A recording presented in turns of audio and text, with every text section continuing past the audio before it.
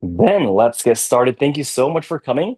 Those of you who are watching my Instagram live, I'm really, really sorry. I can't see your comments because I'm using the outer camera, so everything will be in the right order.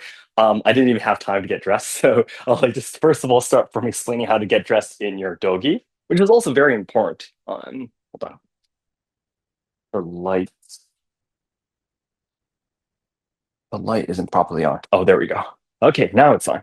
All right, so the dogi, just like all the other kimonos as well, left over right always. Okay, and most dogis would have these strings, these strings here, so you'll be able to know which side goes up. But if your dogi happens to not have these strings, please be careful. It's over. It's left over right. So if you're right-handed, yeah, you should be able to put your hand into the futokoro pocket here, as with your right hand like this. Okay? As for the kakobi knot, usually for the hakama, there's two options. One is the katabasami, and one is the ichimonji musubi. Ichimonji musubi is the more official way of tying the kakobi when you're going to be wearing a hakama, the traditional trousers. But for just for regular training, if you're going to be taking part in like an official embu and stuff, then you doing the ichimonji is more proper. But if you're just going to be training like in everyday life kind of thing, then just doing the katabasami, the easiest way of tying the kakobi is fine. Okay. For every kakobi knot, you have to first of all make something called the te, which means the handle. Okay, and you fold the kakobi vertically like this, vertically. Okay, and for the katabasami, the amount how long your te is going to be is about 20 to 25 centimeters. Okay, and you can know by that length by using this width of your kakobi. Okay, if you make a triangle, oh, this width is about 10 centimeters. So if you make one triangle like this, you now know that this is 10 centimeters. If you make another triangle folding in it like this, you know that this is 20 centimeters. Okay, so somewhere around here is about 20 to 25. Okay, then you bring the kakobi to the back like this, and you're holding the te in your right hand, or whichever hand is your dominant hand, and you bring the te to the front, to the center, okay? And you start wrapping the obi under your te. And to avoid getting the obi tangled around your legs, you can turn your own body and not turn the obi like this, okay? And after turning the obi around you, wrapping the obi around you twice, or if it's too short, maybe less than that, but about two times. Now you have this side here, which we call the tare, the hanging side. Tareru means to hang. Now you can't wrap it anymore, right? You don't have enough length. So at this point, this is the time when you start to use the tare to make the knot. Okay? So you want the tare, if you're going to be doing katabasami, you want the tare to be about two times longer than the te we made in the beginning. Okay? So you would adjust the length by folding the tare inward like this and inside. Okay, and you adjust the length. Okay, so right now the end of your tare should be like a loop, like this. Okay, then you put the te under the tare, you switch places, and now there's a hole here, right, in between the X you made with the tare and the te. So you put the tare down up into that hole you made. Okay, and you tie it, and this tare side goes into this side over here. Okay, goes to this side. This is the katabasami knot, and it's something that the samurais did in the past when they were at home. Okay? When they got home, they would take their daisho katana out of their obi and place it on the sword rack on their alcove. Yeah, and they would usually switch to this obi knot and have a tanto, okay, in their belt when they're at home for self-defense, basically. All right. So once you make the knot for any kakobi knot, you must turn your kakobi clockwise, this way, clockwise. Okay. And that's because left over right your kimono is. So you don't want your kimono to go this way. If you turn it counterclockwise, you're going to be opening the front of your kimono. So it's always clockwise, not counterclockwise. Okay. All right. And one key point when you wear the wrap the kakobi around your waist, one really important point is here. Okay, the front of your obi needs to be lower and the back needs to be higher. So the back is supporting your waist. The front of your obi is kind of supporting your belly from the bottom, okay, holding your belly for you, kind of thing. Okay, so front lower, back higher. Okay, The hakamas, the traditional trousers we're going to be putting on after this, is made under the assumption that you're wearing your obi like this too. So this is also another very important point to wear the dogi and the kimono correctly. Okay? And it will be affecting your techniques as well. So you got to be careful. Okay? Give me 1 second. Hold on.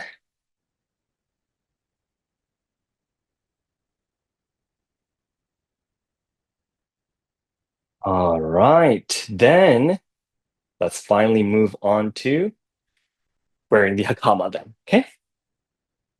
Here we go. The hakama, as the headmaster Seki Sensei has discussed before, you must use a budo hakama specifically made for budo training. Okay?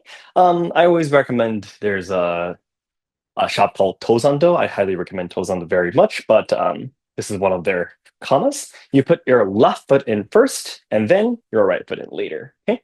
They're like very baggy trousers, so there's different holes to put your feet in. Okay?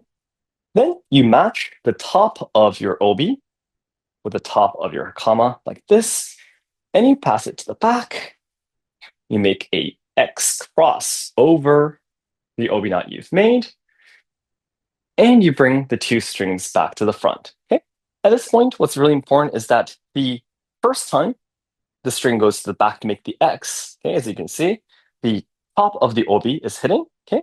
The second time when it comes back to the front, it hides the bottom of the obi like this. So the width of the two strings should be about this much, about the width of your kakobi, basically. Okay.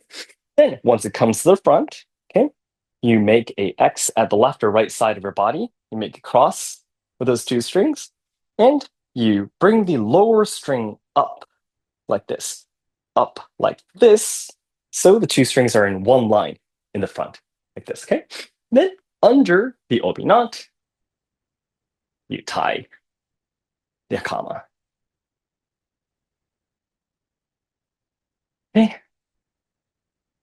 Whatever knot is fine. All right. Then the back support of your comma always has this flap here. See? This flap. So you put this into your obi like this. Okay. And you place the back support on top of the obi knot you made earlier. And you bring the strings coming out of the back support to the front. Okay. Now, there are three ways of doing the front of your hakama, the front knot of your hakama. For Budo training in Asayama Ichiden, it's okay to do the most casual one, which is called the musubikiri or kowa musubi. Okay. All you do is you make an X in front, okay, and you bring the top string under all of the other strings, okay, and it goes up like this, okay, and then you make it another X. Okay, then you bring the top string to the middle, like this. Okay, then you lower that and you fold the top string toward the direction the bottom string is facing. Okay, so in this case, in my case, it's turned to the left, so I face it to the left. Okay, then I put the bottom string into hole to tie it. And when you tie, it's important that you do your best to try to keep this shape as nice and neat as possible. So pull the other end and keep this shape as much as possible, okay? And then the ends of the strings, you could just hide it at the side. But be careful you don't have any strings sticking out of your combo like I was just having right now. Or you wrap it around the other strings, this side too, same thing. And hide it, okay? Now, how you're wearing your dogi is very important. Yeah, it's a point that the senseis will be looking out for when you hold the down promotion exams and such too, if you'll whether you'll be able to pass or not. So again, as I mentioned you, kobudo, budo training, one of the very important aspects is to carry down the culture, right, in history. Yeah. So again, in the past, these were samurais who were training in these budo martial arts. So it's important that you try your best to dress with respect as well. Again, as you can see, because the front of the obi was lower and the back was higher, as you can see, the hakama is worn correctly too. Okay, this is the way you wear the hakama. Okay, back of the neck should be attached to your nape. Okay, and be sure that your collar is nice and neat. Okay. Usually we do recommend wearing a rather if you're wondering between should you go with a smaller dogi or a bigger dogi, you should go for the bigger dogi. Okay. Because if this opens up, for example, it's not very good. It needs to be nice and neat. Okay. Like this. All right. Then from here, Asami Shinryu has one more thing to put on, and that is the outer obi. Outer obi. You have another obi over the hakama. Okay. And many people ask me, Shogo, are you wearing another string or cord over your hakama? And the answer is yes. Okay. And that's because, again, Asami Shinryu, the training we'll be doing together today, is a kobudo ryuha that has about 400 years of history.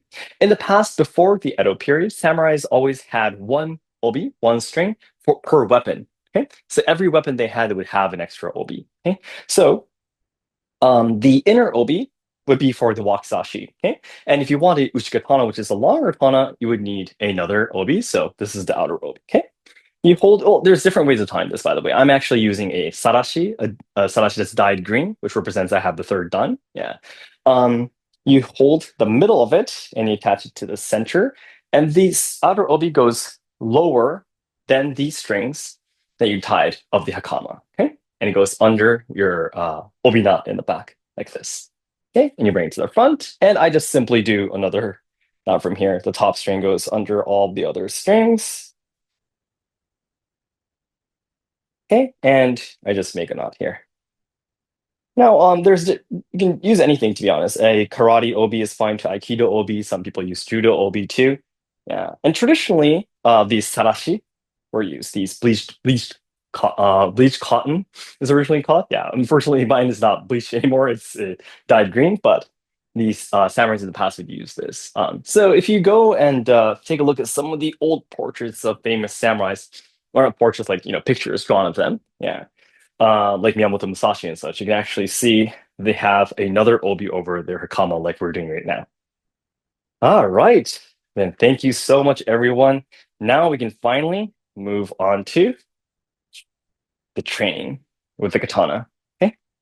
Now, I'm sure a lot of my regular online lesson members are watching this as well. So I wanted to confirm the details of how to wear the dogi. It's really important. It's what should I say? I think it's really important that you develop a good habit while you're still a beginner, so you don't make any mistakes in the future. Okay. All right. So then, you can put your katana into your obi on the left side, like this. And once the kojiri, the end of the katana, comes out, use your left hand to pull the katana into your outer obi. Okay. That's at the center. Then the sageo itself, you tie it to the right side of your body like this. Okay. I'm sure if you're training in Muso Shindenryu, you'd be used to tying the sageo this way. But we do the same way in Asayama Shindenryu too. All right. Then, before we begin the training, there's something we have to do, okay? And it's called the bowing to the area. In Asayama Shinryu originally, we don't have any reho, okay? Which is the bowing rituals and the etiquette and such. We don't have that. The only bowing that we do in Asayama Shinryu is the bowing to the area. Okay. And the reason why we bow to the area is because, again, Asayama Shinryu is a 400-year-old kobudo. Yeah, it was born on the battlefield during the end of the Sengoku War period. Okay. So the only respect that you show is to the place you're going to be training, which is the place you may die. Yeah. And the land you're going to be dying is going to have to take care of your body. Okay. So to show respect to the land, to the nature of the surroundings where you're going to be training in, you show respect to that. Okay. And there is no bowing towards each other, like towards each training. Yeah. There is no bowing to your sensei. Yeah. In the Ryuha, it doesn't exist. Okay. So what you do is you first of all do something called nakayubi hangake in Asayama Shinryu, okay? So nakayubi is your middle finger, okay? And hangake means half on. So half of your middle finger is on the edge of your koiguchi like this.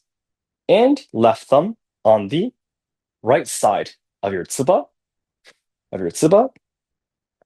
So you should be holding with your katana, having the habaki and a little bit of the blade shown like this. This is called nakaibi hangake. Okay? So basically, you always have the katana ready to draw anytime. Okay? Sometimes I have people asking me, Shogo, what if the koiguchi, the mouth of the saya, the scabbard, yeah, is really, really hard. It's very, very hard. I can't draw my katana out immediately.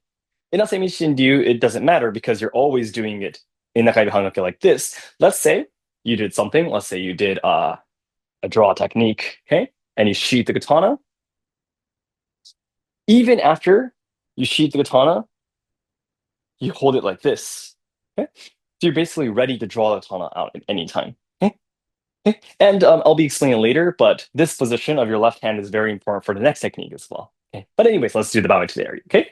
So now you did the Nakai Hangake. Okay? You bring your right hand to the end of the tsuka. Okay? We call this a tsukagashira. Tsukagashira. Kashira means head. Okay? So the end of the tsuka, right hand to the tsukagashira. You bring your left foot back, left knee on the floor. Okay? Then with the tsukagashira, you touch the floor like this. Okay? Then you bring your head back up, stand up, feet together again. Yes. Then with your right hand, you can seal the katana, right hand off, and do something called ichi-yu. Okay? Again, in Asayama Shinryu, there is no bowing. Okay? There is no bowing to each other like this. We only have something called ichi-yu, which is this. Okay? Almost like a nod you're doing with your waist. Okay? You don't bend your neck, you don't bend your back, you bend your waist. But the headmaster always explains, almost like you met someone that you know, an acquaintance on the streets, on the other side of the street, and you're like, oh, hi, you know, that image. Like, hi, this much. Yeah, you wouldn't, for a person you met like once or twice before, and you're not actually like friends or anything, but you wouldn't go to them and say like this, right, every time. It's the same thing, like, oh, hi, kind of image. Okay, so Ichiyu is this. Okay, this is the only sort of like bowing that you do to another person. Okay, so now we can begin our training. All right, now let's see how much time we still have left. Okay, we have about 30 minutes. Okay, then we'll do a little bit of the Battokyon and a little bit of something like the Tsuboku, I guess.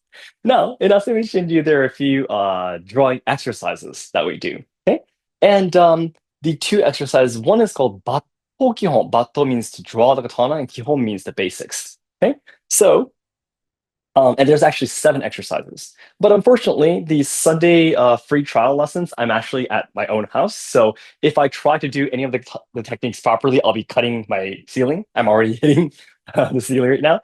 I'm living in a very old house, actually. So my ceilings are very, very low. Yeah. So unfortunately, I won't be able to do all the techniques with you, only just a few of them. Yeah.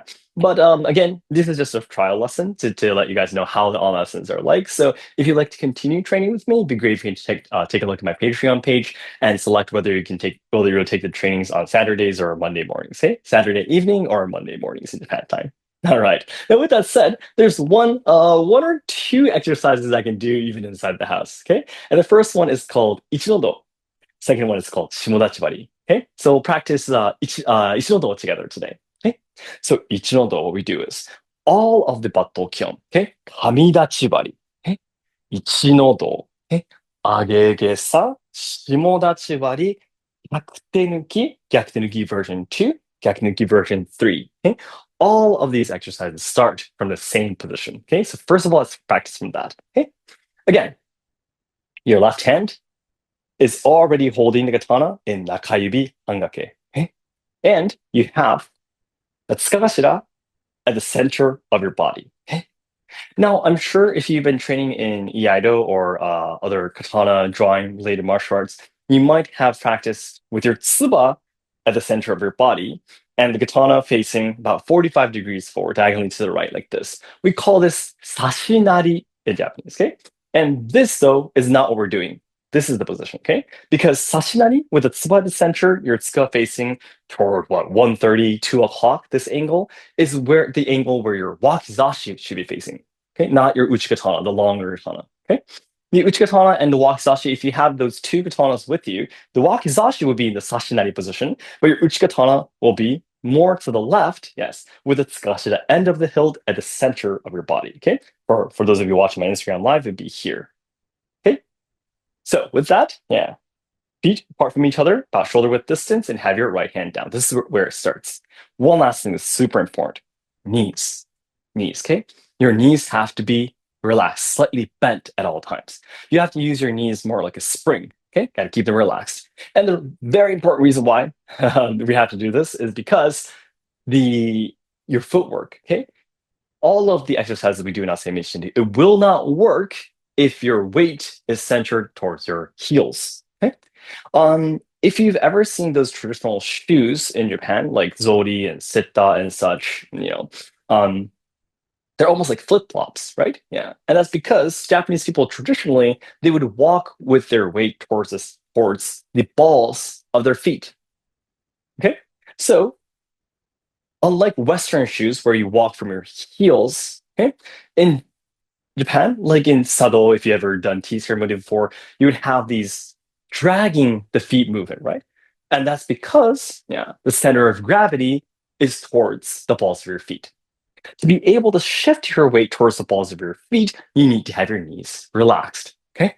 So there are many beginners who start practicing automation and they're like, I can't, I'm not getting better at all. At a certain point, they're like, I can't get any better. Most cases, they're not doing the footwork correct and they're moving their body on the axis of their heels like this. Okay. If you do that, you cannot do the techniques. So even though it's a really minor point, always remember to keep your knees relaxed and have your weight towards the balls of your feet. Okay. Now, Ichinodo, what we're going to be practicing now, Ichinodo is this line, this chest line right now. Okay. Every part of the body has, what should I say, ancient names, I guess, ways to refer to them. And this chest line is Ichinodo, okay? Under that is Ninodo, 1, 2, 3. Ichinodo, Ninodo, Sanodo, okay? Yes. And Kurumasaki, Ryoguruma, okay? So each part of the body is referred to as different names. Yeah. For example, temple is called kasumi, kasumi, okay? The throat is called hue, means whistle. That's a really scary name. Yeah. And all the weak points of the body. This part of your body is called sammyaku, just another vital point, weak point. Suigetsu, which is the pit of the stomach right here. Yeah. And so on and so forth. If you've been training in karate or other martial arts, I'm sure you've heard these names before, but in Asayama Shinryu too, we use these names. Okay. Right now, we're trying to aim for the Ichinodo. Okay. So the Batto Kihon. Yeah. If I can do it for you a couple times, let me see if I have enough space.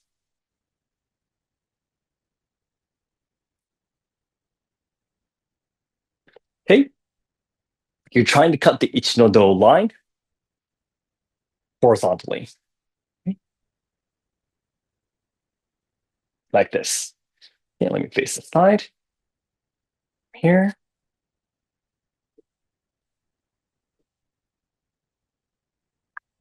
Okay, one last time.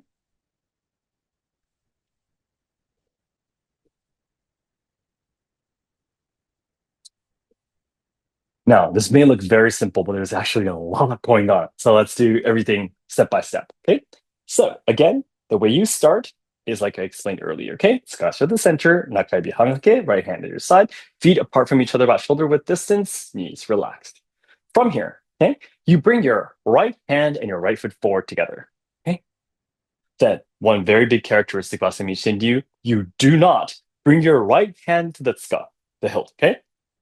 We rather bring the tsuka to where your right hand is. Okay? You don't want your right hand to work as much as possible in Asami Shinryu, so you just naturally bring your right hand forward and you push the tsuka into your right hand like this. Okay? Then once you push the tsuka into your right hand and the tsuba, the hand guard, touches the root of your thumb, this is the timing when you start removing the scabbard, pulling the scabbard back. Okay. In this case, in Ichinodo, you want to cut horizontally. So you use your left hand to decide the direction of the draw. Okay. Flat, like this, the sharp edge to the left. Okay. Another important point, you do not use your right hand to turn the katana like this. Okay. If you use your right hand to turn the katana like this, it's very obvious which way you're going to be drawing. Okay. The opponent will be able to predict which way you're going to draw. So your right hand stays basically almost the same, and you turn it with your left hand. Okay. And your right hand does not move. Okay?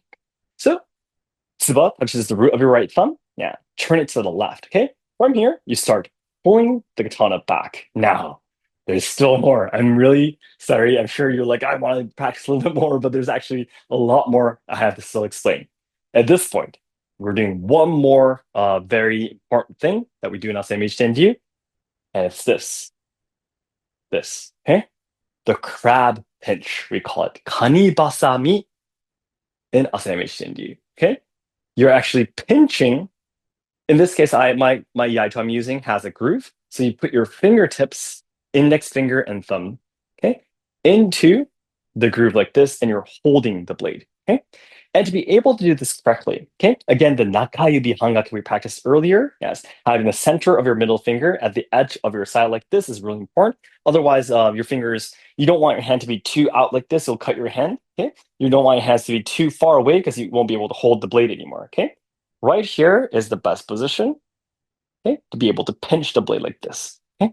And the reason why we pinch the blade is actually various purposes. Okay, but you want again to have your right hand as relaxed as possible. So by pinching the blade, you'll be able to relax your right hand right away and be able to sheath. See, I don't have to use my right hand at all because I'm making the blade stable enough by pinching. Okay? Number two, well, I can just keep on going about the benefits of the kaimazami, but in Asayame Shinryu, let's say you came here, you can actually even sheath from here because you're pinching the blade, you'll be able to sheath the blade like this. Okay? If you do the typical running the blade along your hand like this, it is almost impossible to sheath like this, okay, efficiently. So by doing the crab pinch, it gives you so many more options for the draw and also for the sheathing. Okay? A lot of the exercises that we do in Asayama Shinryu, it's possible thanks to the kanabesami. So in the beginning, I totally understand when I first started in Asayama Shinryu too, I was like, pinch the blade, why would you have to do that? I can still, I've been doing without holding the blade at all. I should be able to do it, but no, you might be able to trick yourself to a certain level, like at a maybe at the beginner level, yeah. But past there, from there on, it's impossible to do asymmetry techniques without the crab pinch. So from day one of your training, it'd be great if you can try your best to focus on pinching the blade. Okay? Oh, you might know, as I mentioned you from the throw draw that we do.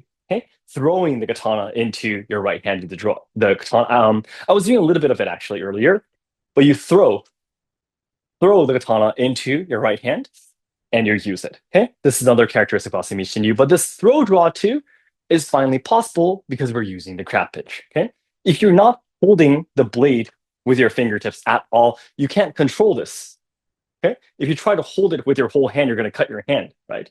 So being able to control the energy you generated with your waist to your katana, you need to be able to pinch the blade like this. Okay. All right. Now I explained too much. So once you come in here, okay, crab pinch. Okay. Start pulling the scabbard back. Yep.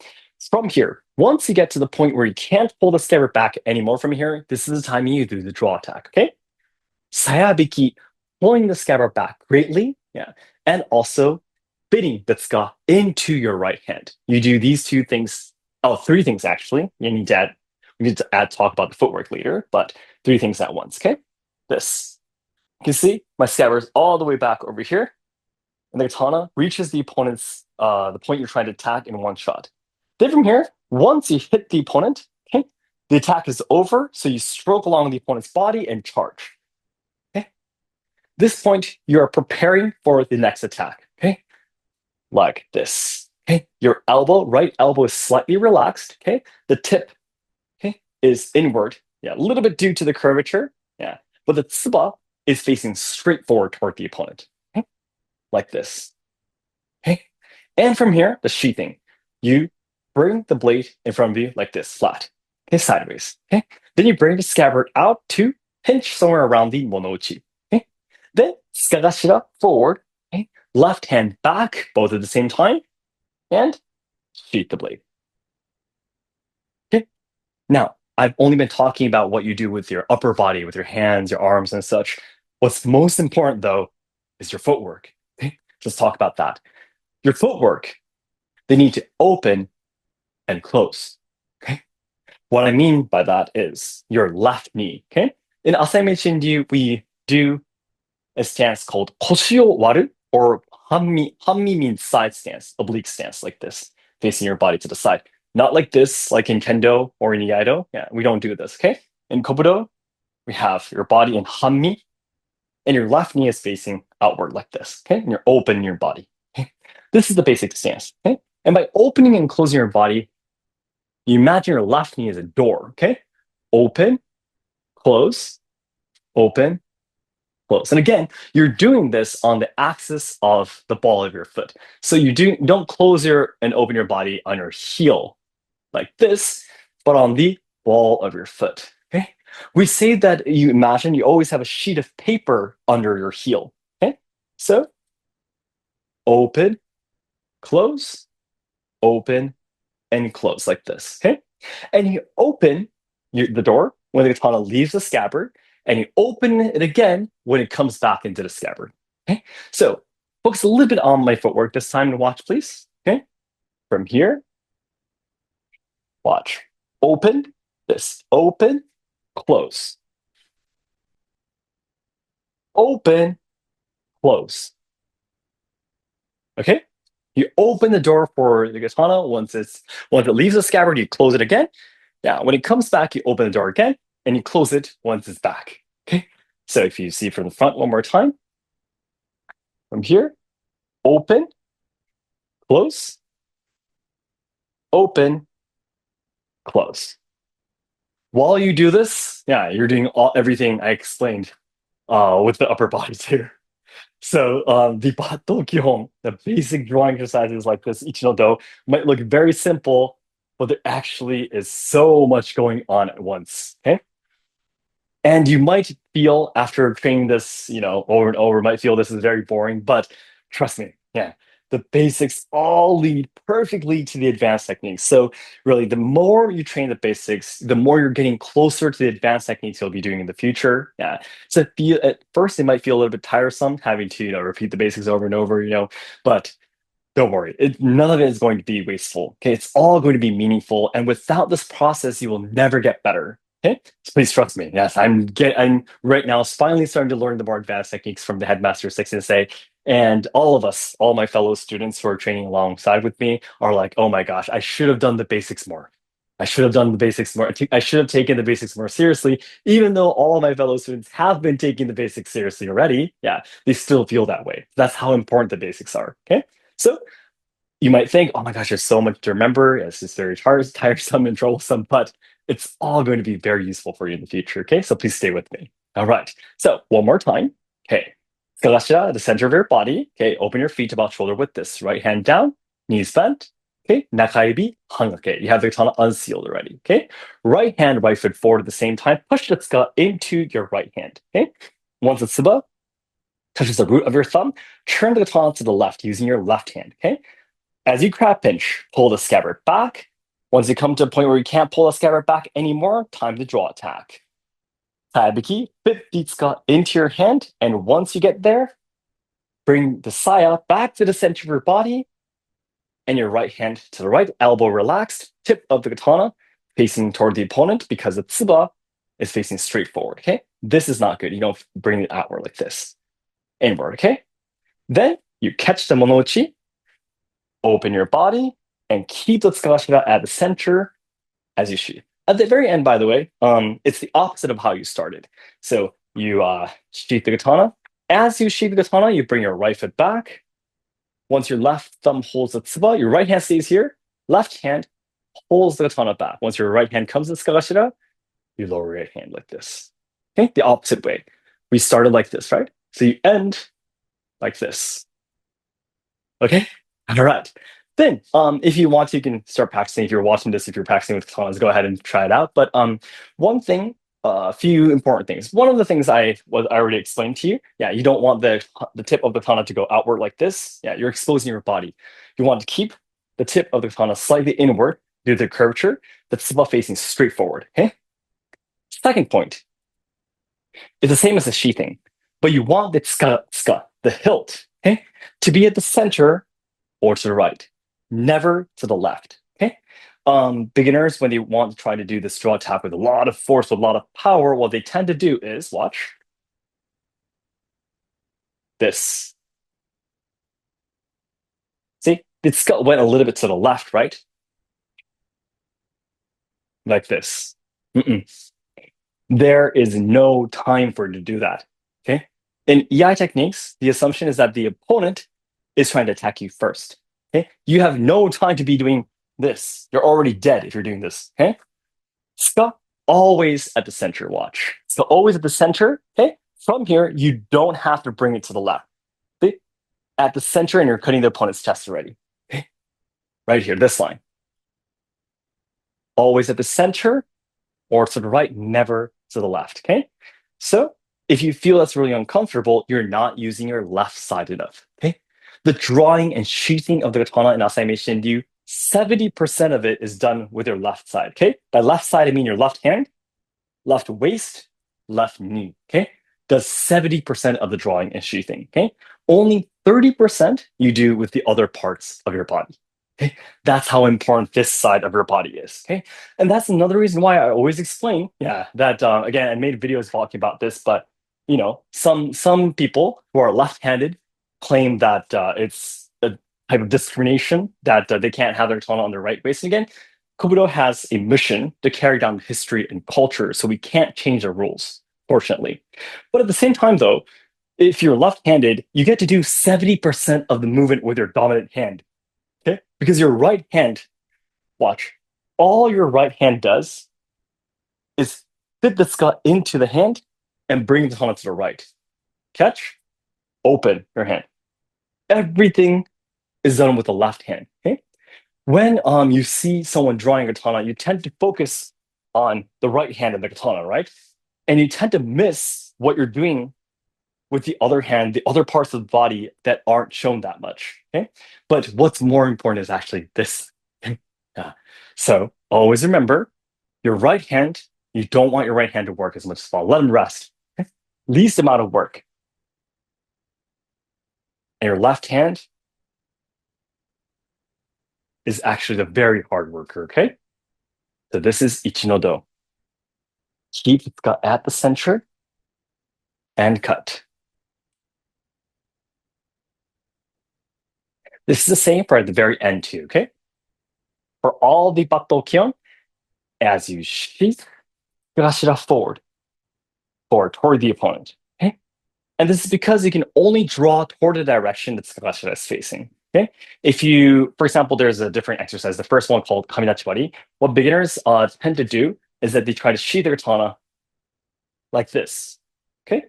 But again, what's really important when you practice in Budo is that you need to always be ready. Okay, you want to ultimately try to aim for we should say a stance, not a stance, but a condition, yeah, where you don't have any openings for the opponent to attack you. Okay, so in this case too, let's say you did Ichinodo, okay, and you brought the sheath katana.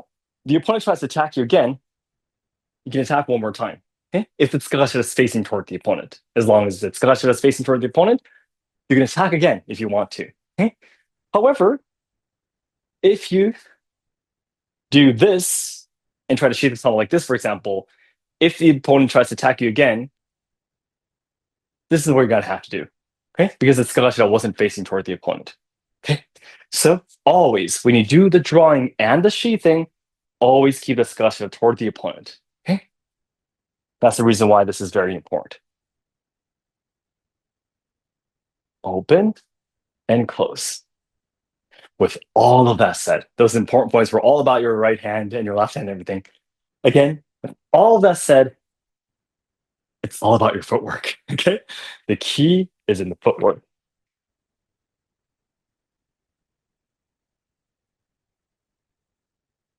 Battlekion especially, it is taught that you must exaggerate the movements as much as possible, make the movements bigger and bigger. Okay? Yeah. So you want to use all of your muscles, bones, muscles to be able to do this technique on purpose. Because eventually, when the technique gets more and more difficult, eventually, when you start to get nervous, yeah, your movements will get smaller, evidently, right? Yeah. So when you practice the basics, you want to do everything as big as possible. Okay? But of course, correctly, though. Yeah. There is some people in our comments, let's say on Let's Have Seki Sensei, saying that, oh my gosh, this Ryuha style, their movements are so big, that's unrealistic. It won't work. It won't actually work, and all that kind of stuff. And there are some Ryuha styles that say that we practice the minimum movement as much as possible. Yeah. And that's more realistic because that's how it should be done, kind of thing. And we understand that. That is one theory. Mhm. But Asayama Shinryu does not believe in that. Okay. And the reason is because that theory is believing that you should make your movements, body movement, let's say 70, 80%. You want the movements to be as small as possible. Okay. And that's considered the fastest. In Asayama Shinryu, that's not what we think. Okay. What we believe is that in a regular training, you should practice to move your body at 150%. Okay? 150%. You know how to use all of your muscles, all of your bones to handle a katana. Okay? When the time comes and you actually have to use the techniques to fight with someone, your heart's going to be pounding, you're going to be very nervous, you'll be terrified and scared. Then your movements will get smaller, for example. Then, because you've been practicing at 150% in your regular training, they'll finally be about 100% when time comes when you actually need to use a technique. That is how we believe. That's what we believe in Asayama Shinryu. Okay? So you might think, oh my gosh, these basic exercises, the movements are too big. How would that ever work? Yeah. Okay. That's what we believe in Asayama Shinryu. And to be honest, yeah, if you do the movements correctly, even if you're exaggerating the movements, it will still work. Okay.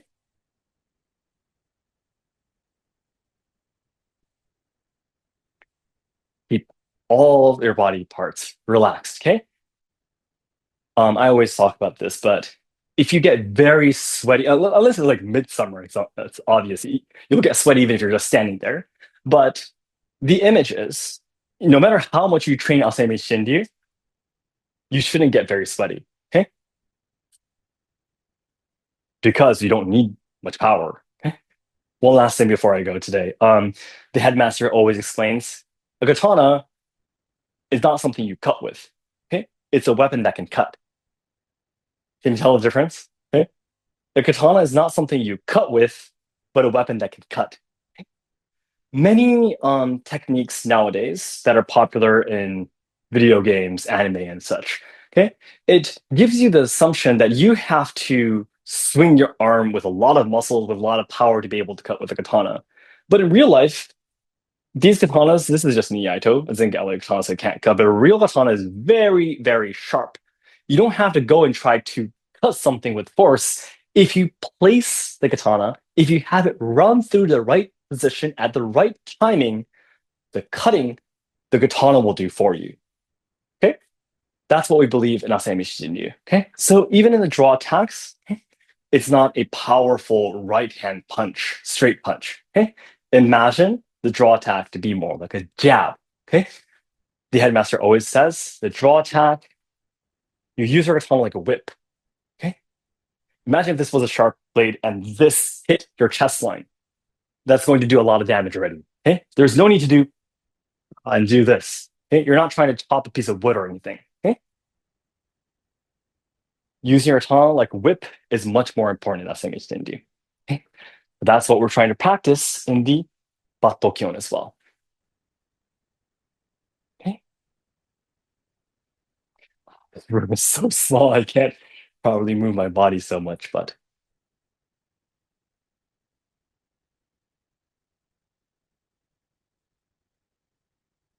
all right, thank you so much. So then this is one of Asami Shinju's basic drawing exercises called the Ichinodo. In 2 weeks, I will probably be doing something else with you guys, maybe doing the next one, which is Shimodachiwari. Yeah, a completely vertical uppercut. Maybe we might be doing this next time. And in this space, the space I have in my room, hold on, let me see. I might be able to do version 2 of Gyaku no Ki. Maybe I might be able to do it. If I could, it'd be great. Yeah, we'll be able to add a little bit more to what we can do in the free online lessons too. Yeah, I think I will be able to do it. Yeah. If I can try to find enough space. It might be a little bit hard for you guys to see, but yeah.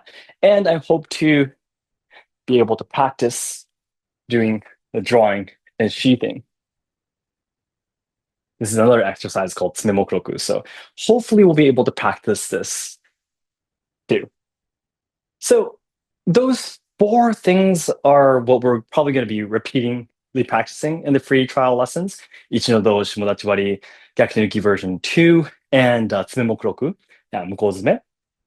And yeah, if I ever think of something new, I might be able to add it, but I'm sure we'll be repeating these because again, what I explained today is the same.